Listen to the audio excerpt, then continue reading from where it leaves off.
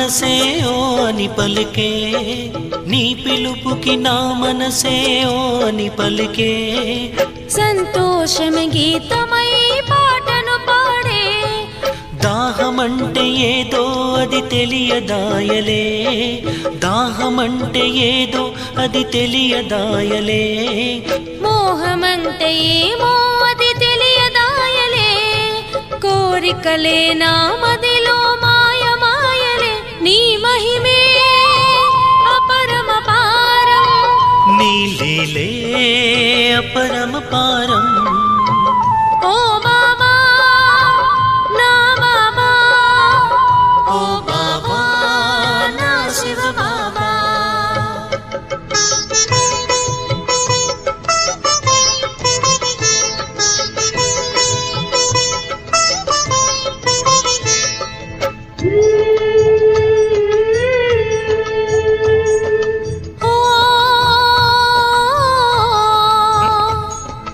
ఎంచెంచి ముత్యాల మాలనే చేశారు, ఏరిన ఆ చేతితోనే పాలన చేశారు.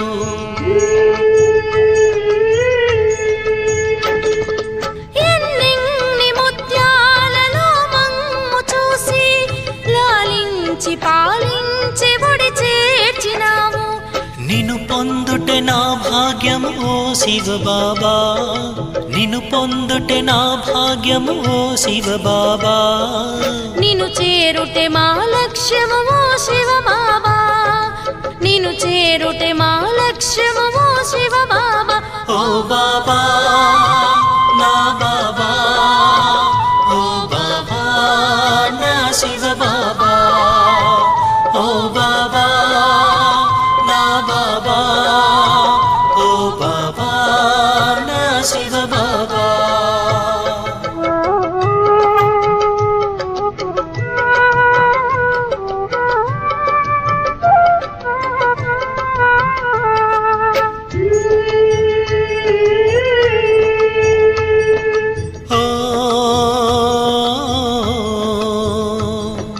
నిరుబలులని శక్తిశాలిగా మార్చినావు, నిర్ధనులను రాజులుగా చేసేసినావు.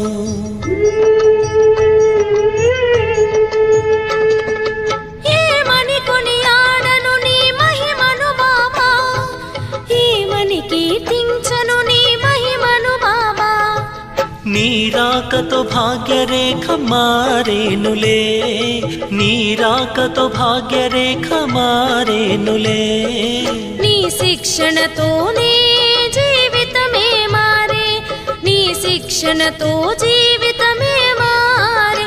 ఓ బాబా ఓ బాబా, ఓ బాబా నా శివ బాబా, ఓ బాబా నా బాబా, ఓ బాబా నా శివ బాబా.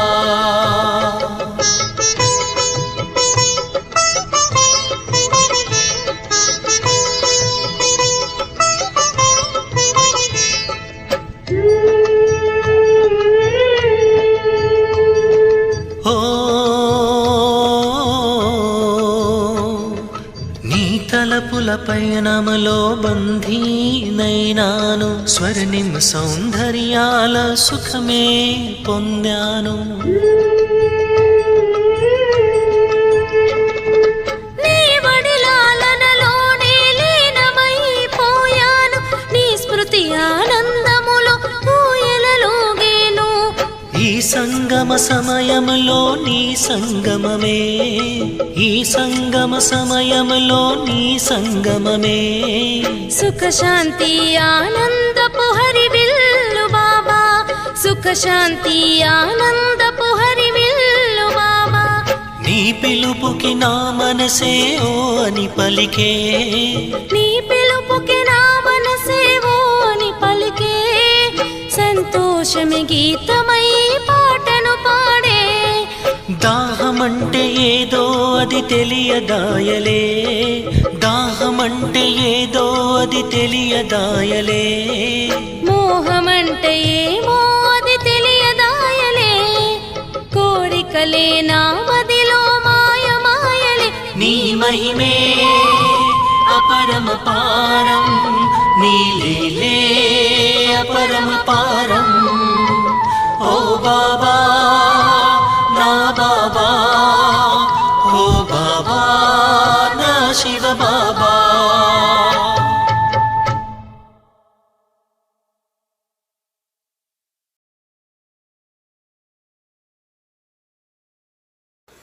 ఓం శాంతి. మధురమైన పిల్లలు స్మృతి చేసే పురుషార్థం ద్వారానే కర్మాతీతులుగా అవుతారు. అందువల్ల ఎప్పుడూ స్వయాన్ని మియామిట్టు అంటే అంతా నాకు తెలుసు అని భావించకండి. యోగ బలం ద్వారా ఆంతరికంలో గల బలహీనతలను తొలగిస్తూ ఉండండి. ప్రశ్న: పిల్లలందరి స్థితి శక్తిశాలిగా తయారు చేసేందుకు తండ్రి ఏ ఛాలెంజ్ చేస్తారు? పిల్లలు భోజనం పూర్తి సమయము తండ్రి స్మృతిలో ఉండి చూపించండి. ఇది పిల్లలకు తండ్రి చేసే ఛాలెంజ్. శివబాబా స్మృతిలో భోజనం తయారు చేస్తే శక్తి నిండుతుంది, స్థితి చాలా బాగుంటుంది. అయితే పిల్లలు మర్చిపోతారు కాబట్టి ఒకరినొకరు స్మృతిని ఇప్పించుకునే పురుషార్థం చేయండి. డబల్ సేవ చేయాలి. కర్మడా సేవతో పాటు నరుణ్ నుండి నారాయణుడిగా తయారు చేయే సేవ కూడా చేయండి. పాట: ధైర్యం వహించు మనసా. ఓం శాంతి. ఇది ఎవరికి చెప్తారు? తండ్రి కూర్చొని పిల్లలకు అర్థం చేయిస్తూ ఉన్నారు. భక్తి మార్గంలో ఇలా పాడటం జరుగుతుంది. పరంపిత పరమాత్మ వచ్చినప్పుడు వారే స్వయంగా ధైర్యాన్ని ఇస్తారు. ఇతర మనుషులు ఎవరూ ఎలాంటి ధైర్యము ఇవ్వలేరు. ఇప్పుడు సుఖం ఇచ్చే రోజులు వస్తాయని పిల్లలైన మీకు తెలుసు. సుఖధామానికి తీసుకువెళ్ళేందుకు తండ్రి వచ్చారు. ఇది దుఃఖధామము. ఇవన్నీ భక్తి మార్గపు పాటలు. ఇక్కడైతే తండ్రి మన సన్ముఖంలో కూర్చొని ఉన్నారు. పిల్లలు ఏమీ అనవలసిన అవసరం ఉండదు. మనకి సుఖమిచ్చే రోజులు వస్తున్నాయని పిల్లలకి తెలుసు. సుఖప్రదమైన రాజధానిని మనమే స్వయంగా అనుసరించి స్థాపన చేస్తూ ఉన్నాము. దైవీ మతంపై నడుస్తూ ఉన్నాము. ఒకటేమో డివైన్ మతము, దైవీ పవిత్ర మతము, శ్రీమతము. ఆశ్రీ మతాల గురించి మీకు తెలుసు. పవిత్రులను డివైన్ అని అంటారు, పతితుల్ని అన్డివైన్ అని అంటారు. ఈ ప్రపంచమే పతిత ప్రపంచము. ఒక్కరు కూడా పవిత్రమైన మనుషులు లేరు.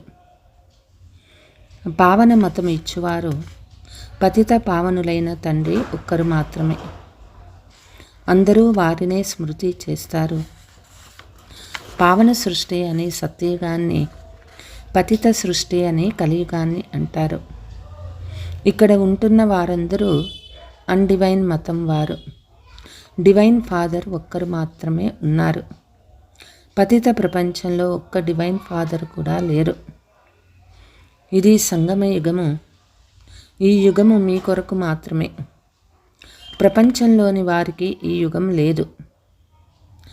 సంగమ యుగం వచ్చేందుకు ఇంకా చాలా సంవత్సరాల సమయం పడుతుందని ప్రపంచంలోని వారు భావిస్తారు. పతిత కలియుగంను పావన సత్యయుగంగా చేసేందుకు తండ్రి వచ్చారు.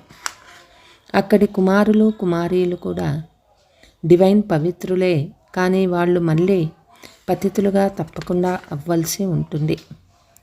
వికారాలతో జన్మ తీసుకుంటారు. అందువల్ల ఈ వికారి ప్రపంచంలో ఒక్కరు కూడా డివైన్గా ఉండరు. డివైన్ అని దేవతల్ని నిర్వికారులను అంటారు. నిర్వికారులు నిర్వికారి ప్రపంచంలో ఉంటారు. అది వికారులు లేని సంపూర్ణ నిర్వికారి ప్రపంచము. సంపూర్ణ నిర్వికారి ప్రపంచము ఒకప్పుడు ఉండేది. అంటే సంపూర్ణ వికారీ ప్రపంచం కూడా ఉంటుంది. ఇది సంపూర్ణ అన్డివైన్ ప్రపంచము, సంపూర్ణ డివైన్ ప్రపంచమని సత్యయుగాన్ని అంటారు. ఇప్పుడు పిల్లలైన మిమ్మల్ని డివైన్ ఫాదర్ ధైర్యవంతులుగా చేశారు. డివైన్ జీవాత్మలని అంటారు. కేవలం ఆత్మను డివైన్ అని అనజాలరు. ఎందుకంటే ఆత్మలు నిరాకారి ప్రపంచంలో ఉంటాయి. డివైన్ మనుషులు పవిత్ర ప్రపంచంలో ఉంటారు. ఇది అపవిత్ర ప్రపంచము. అపవిత్ర ప్రపంచాన్ని పవిత్రంగా చేయటం నిరాకార డివైన్ ఫాదర్ కర్తవ్యము. ఇప్పుడు పిల్లలు మీకు తండ్రి నుండి ధైర్యం లభిస్తుంది.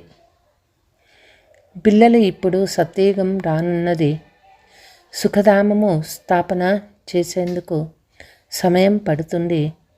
క్షణంలో దుఃఖధామము వినాశనమై సుఖధామము స్థాపన అవ్వదు. మీకు కూడా ఎంతో సమయం పట్టిందో చూడండి. పతిత సృష్టి ఎంత పెద్దదిగా ఉంది. మీరు కూడా అర్హులుగా తయారైనప్పుడే కదా స్థాపన జరిగేది. మీరు స్వయంగా చెప్తారు, మేము స్వర్గంలోనికి వెళ్ళేందుకు ఇంకా పూర్తిగా అర్హులుగా కాలేదు. పూర్తిగా అర్హులైతే కర్మాతీత స్థితి వస్తుంది. దేహాభిమానం చాలా మందిలో ఉన్న కారణంగా మేము సంపూర్ణమైపోయామని భావిస్తారు. మాకు శ్రీమతం అవసరమే లేదని భావిస్తారు. అందువల్ల స్మృతి చెయ్యరు. తండ్రి స్మృతి ద్వారా మాత్రమే శ్రేష్టంగా అవుతారు. నిరంతరము తండ్రి స్మృతిలోనే ఉన్నామని ఎవరు చెప్పలేరు. నిరంతరము స్మృతిలో ఉన్నామని ఆంతరంకంలో ఎవరూ భావించకండి. స్మృతిలో అలా నిరంతరం ఉంటే ఇంకేం కావాలి? ఒకవేళ రోజంతా స్మృతిలో ఉంటే కర్మాతీత స్థితి ఎప్పుడో అయిపోతుంది. తండ్రి స్మృతిలో నిరంతరం ఉండడం చాలా కష్టం. సుఖధామంలో రాజ్యభాగ్యం తీసుకునేందుకు మీరు పురుషార్థము చేస్తూ ఉన్నారు. ఒకవేళ చాలా వికారాలు బలహీనతలు ఉంటే అంత ఉన్నతమైన పదవిని పొందుకోలేరు. నిరంతరం స్మృతి పరుగు చేయలేము. స్వయాన్ని మియామిట్టు అని భావించకండి. నేను సంపూర్ణమయ్యానని అనుకోకండి. సంపూర్ణమైన వారు శివాలయంలో సత్యయుగంలో ఉంటారు. భారతదేశమంతా శివాలయంగా అవుతుంది. లక్ష్మీనారాయణల రాజ్యం నడుస్తుంది. మందిరాలలో అయితే రాజ్యపాలన చేయరు కదా. శివాలయమైన సత్యయుగంలో దేవీ దేవతలందరూ రాజ్యపాలన చేస్తారు. తర్వాత పూజ చేసేందుకు ముఖ్యంగా లక్ష్మీనారాయణలు చిత్రాలు తయారు చేసి వారి మందిరాలను నిర్మిస్తారు. మొదటి నెంబర్లోని వారికే పూజ జరుగుతుంది. ఇప్పుడు వారి జడ మందిరాలు ఉన్నాయి.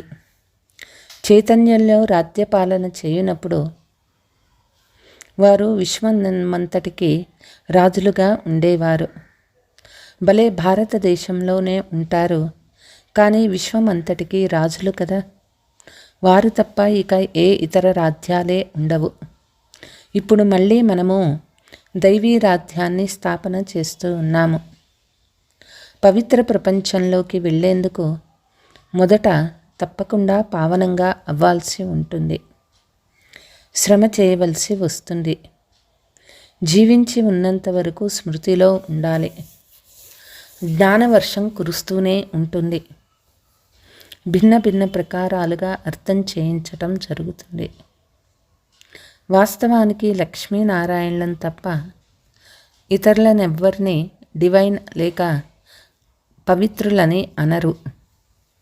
తండ్రి స్వర్గ స్థాపన చేస్తారు, అయినా అది మళ్ళీ నరకంగా అవుతుంది. ఈ డ్రామానే సుఖ దుఃఖాలతో తయారు చేయబడింది. శంకరాచార్యులు వచ్చి తన ధర్మాన్ని స్థాపన చేస్తాడు, అయినా అవి పాత కొమ్మరెమ్మలుగా అవుతాయి. సన్యాసీలకు మహిమ ఉంది. రామతీర్థుడు, వివేకానందుడు మొదలైన వారు మహిమ చేయబడతారు. ఎందుకంటే వారు శంకరాచార్యుని తర్వాత వచ్చిన వారు. కొత్త కొత్త వారు వస్తే వారు తమను తాము ప్రత్యక్షం చేసుకుంటారు. అయితే దీనిని శివాలయమని అయితే అనరు. శివుడు స్థాపించిన సత్యయుగం ఒక్కటే. మనుషులకి ఈ విషయాలు అసలు తెలియదు. ఊరికే విన్నందున ఎవరూ అర్థం చేసుకోలేరు. మొదట 7 రోజులు వచ్చే లక్ష్యాన్ని, ఉద్దేశాన్ని అర్థం చేసుకోవాలి. ఏ ఇతర చదువుల్లో మొదట 7 రోజులు వచ్చే అర్థం చేసుకోండి అని చెప్పరు. ఈ ఒక్క పాఠశాలలో మాత్రమే లక్ష్యము ఇవ్వబడుతుంది. మొట్టమొదట తండ్రిని గురించి తెలుసుకోండి, అర్థం చేసుకోండి. తండ్రి చెప్తూ ఉన్నారు, నేను పిల్లల సేవ చేసేందుకు వచ్చాను. ఎవరైతే కల్పకృతం వచ్చారో వాళ్ళే వస్తారు. ఎంతవరకు నిశ్చయ బుద్ధిగా అవ్వరో అంతవరకు బుద్ధిలోకి ఎక్కదు. అందుకే బాబా ఎంతవరకు నిశ్చయం ఉంది అని అడుగుతారు. ఇది పల్లెల్లో జరిగే సత్సంగం కాదు. ఇతర సత్సంగాలలో అయితే ఫలానా మహాత్ముడు గీత వినిపిస్తాడు, ఫలానా వారు వేదాలు వినిపిస్తారని అంటారు. ఇక్కడ ఏ మహాత్ముడు మొదలైన వారెవ్వరూ లేరు. ఇక్కడ తండ్రి కూర్చొని అర్థం చేయిస్తారు. మొదట ఎంతవరకు నిశ్చయం అవ్వదో అంతవరకు ఏం అర్థం చేసుకుంటారు? అక్కడ సత్సంగాలు మొదలైన వాటిలో ఫలానా వేదం వినిపిస్తారు, రాజవిద్యను చదివిస్తున్నారని భావిస్తారు. ఇక్కడ వేదశాస్త్రాల మాట కానీ రాజవిద్య మాట కానీ లేదు. బాబా ఇతని ద్వారా చదివిస్తున్నారని మీకు తెలుసు. ఎంతవరకు ఈ విషయం అర్థం కాదో అంతవరకు ఏం చేస్తారు? వాయుమండలాన్ని ఇంకా పాడు చేస్తారు.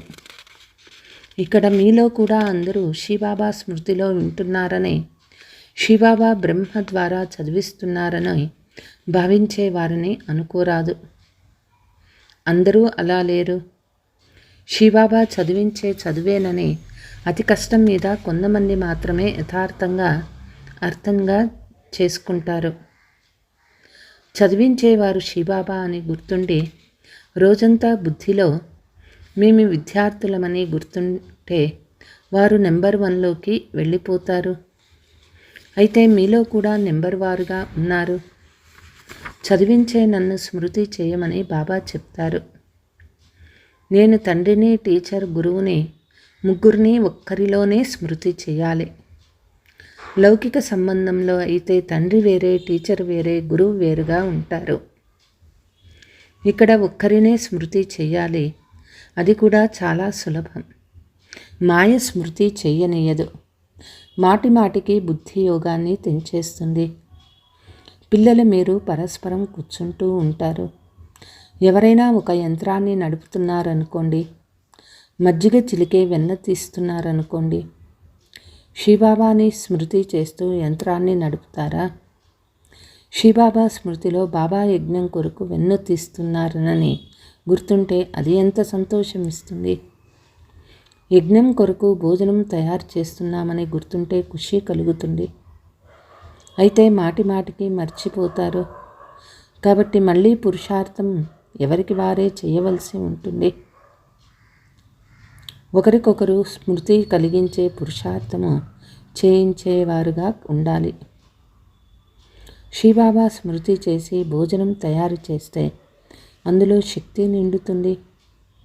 మీ స్థితి బాగా ఉంటుంది. అయితే అలా జరగదు.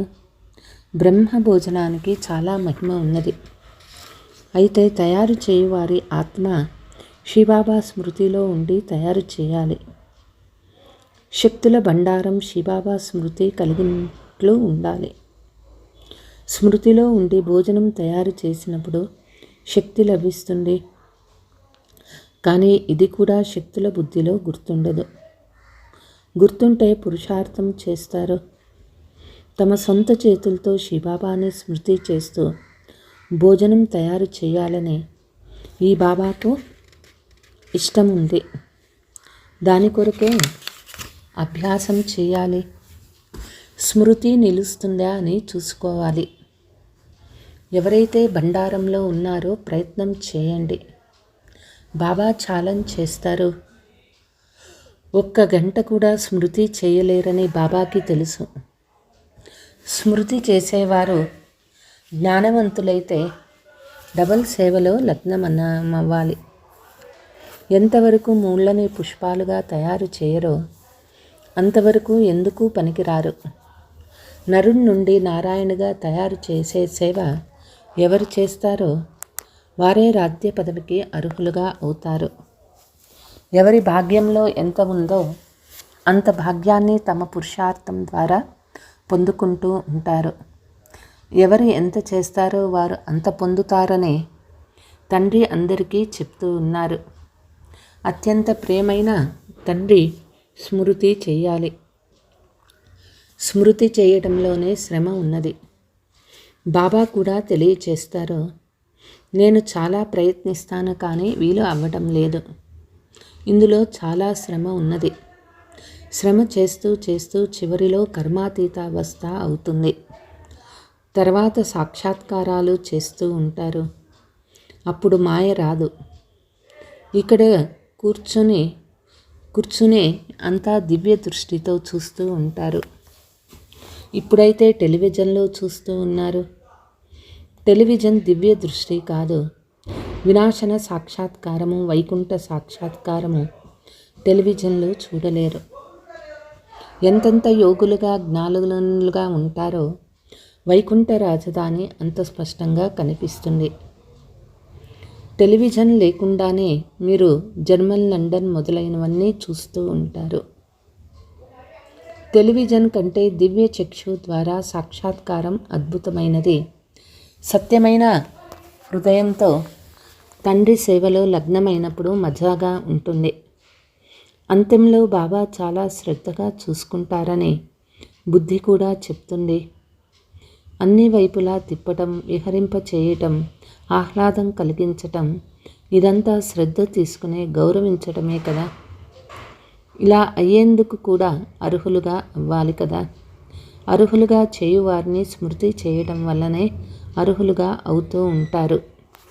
ఎంత స్మృతి చేస్తారో, స్వదర్శన చక్రాన్ని తిప్పుతూ ఉంటారో అంత లాభం ఉంటుంది. బీజాన్ని స్మృతి చేయటం ద్వారా వృక్షం కూడా గుర్తుకు వస్తుంది. ఈ విషయాలు మీరు తప్ప ఇతరులెవ్వరూ అర్థం చేసుకోలేరు. జ్ఞానయోగాల ద్వారా మనం ఎంత జమ చేసుకుంటామో, వారసత్వం ఎలా లభించిందో, ఎక్కడి నుండి లభించిందో అక్కడ వారికి తెలియదు. ఇదంతా మేము సంగమ యుగంలో చేసుకున్న సంపాదన అని భావించరు. చక్రవర్తి పదవి లభిస్తుంది, మీరు సదా సుఖంగా ఉంటారు. ఇది చాలా గొప్ప గమ్యము. ఇప్పుడు మీరు డివైన్గా తయారవుతారు. ఈ ప్రపంచమంతా అన్డివైన్గా ఉన్నది.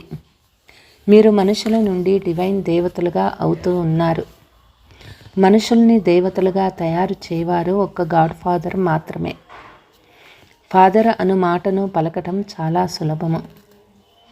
ఎవరైనా ముసలివారిని కానీ పెద్దవారిని కానీ చూస్తే వారిని బాబా అని, తండ్రి, పితాజీ అని పిలుస్తారు. ముసలివారు ముసలివారిని చూస్తే సోదరునిగా భావిస్తారు. చిన్నవారు పెద్దవారిని చూస్తే తండ్రిగా భావిస్తారు. నిరాకార తండ్రిని గురించి ఎవ్వరికీ తెలియదు. కేవలం గాడ్ ఫాదర్ అని అంటారు. మనం ఆత్మ అని, వారు మన తండ్రి అని ఎవరికీ తెలియదు. తండ్రి మనకు తప్పకుండా వారసత్వాన్ని ఇచ్చి ఉంటారు. ఇప్పుడు మన తండ్రి మనకు వారసత్వం ఇస్తున్నారని మీకు తెలుసు. ఈ వారసత్వం కొరకే మనం వారిని మాటి మాటికి పిలుస్తూ ప్రార్థన చేస్తూ ఉండేవాళ్ళం. ఇప్పుడు వారు వచ్చి మనకి చదివిస్తూ ఉన్నారు.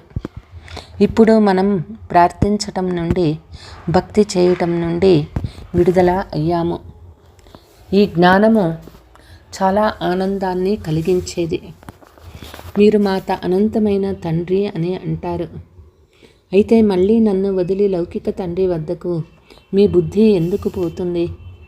భాగ్యంలో లేకుంటే ఈ విషయాలు బుద్ధిలో కూర్చోవు. అటువంటి వారు స్వయంగా మా భాగ్యంలో రాజయోగము, చక్రవర్తి పదవి లేదని అంటారు. దానికి బాబా ఏం చేస్తారు? మీ భాగ్యాన్ని మీరు ఎందుకు తయారు చేసుకోలేరు? భాగ్యాన్ని తయారు చేసుకోవటంలో ఎవ్వరూ అడ్డు చెప్పరు. అదృష్టంలో లేకుంటే బాబాను వదిలేస్తారు. తర్వాత మాయా పిల్లి బుద్ధిలో అలజడి కలిగిస్తుంది. తండ్రి కూడా ఏం చేస్తారు? మాయా పిల్లిపై విజయం పొందాలి. పనిపాటలు చేసుకుంటూ శివబాబా స్మృతిలో ఉంటే చాలా లాభపడతారు. ఒక్క నిమిషం స్మృతి చేసినా చాలా లాభం కలుగుతుంది. ఒకరికొకరు అప్రమత్తంగా చేసుకోండి. తర్వాత ఎవరైనా ఒప్పుకొని ఒప్పుకోకపోని, స్మృతి చేయకపోని బాబా అనేక యుక్తులు తెలుపుతూ ఉంటారు. अच्छा, मीठे मीठे सिकीलते बच्चों प्रति माता पिता बाप दादा का याद प्यार और गुड मॉर्निंग। रूहानी बाप की रूहानी बच्चों को नमस्ते। हम रूहानी बच्चों की रूहानी माता पिता बाप दादा याद प्यार गुड मॉर्निंग डबल नमस्ते। ధారణ: ఒకరినొకరు తండ్రి స్మృతిని కలిగించుకునే పురుషార్థం చేయాలి. తండ్రి, టీచర్, సద్గురు ముగ్గురిని జతలో స్మృతి చేయాలి. భోజనం తయారు చేయనప్పుడు, భుజించినప్పుడు తప్పకుండా స్మృతిలో ఉండాలి. సత్యమైన హృదయంతో తండ్రి సేవలో లగ్నమవ్వాలి. ముళ్ళని పువ్వులుగా, మనుషుల్ని దేవతలుగా తయారు చేసే సేవ చేయాలి. వరదానము: వ్యక్త భావం నుండి అతీతంగా ఉండి ఫరిస్తాగా అయ్యి ఎగురుతూ ఉండే సర్వబంధనాల నుండి ముక్తిభవ. దేహమనే భూమి వ్యక్త భావము కలది. ఎప్పుడైతే ఫరిస్తాలుగా అయ్యారో దేహమనే భూమిలోకి ఎలా రాగలరు? ఫరిస్తాలు భూమిపై బక్కాలు మోపరు. ఫరిస్తాలనగా ఎగిరేవారు. వారిని కింద ఉన్న ఆకర్షణ లాగలేదు. కింద ఉంటే వేటగాడు వేటాడుతాడు. పైన ఎగురుతూ ఉంటే ఎవ్వరూ ఏమీ చేయలేరు. అందువల్లే ఎంత సుందరమైన బంగారు పంజరం ఉన్నా అందులో కూడా చిక్కుకోరాదు. సదా స్వతంత్రులు, బంధనముక్తులే ఎగిరే కళలో ఎల్లగలుగుతారు. స్లోగన్: అసంభవాన్ని సంభవంగా చేసి సఫలతను అనుభవం చేసేవారే సఫలతా నక్షత్రాలు అవుతారు. అచ్చా, ఓం శాంతి.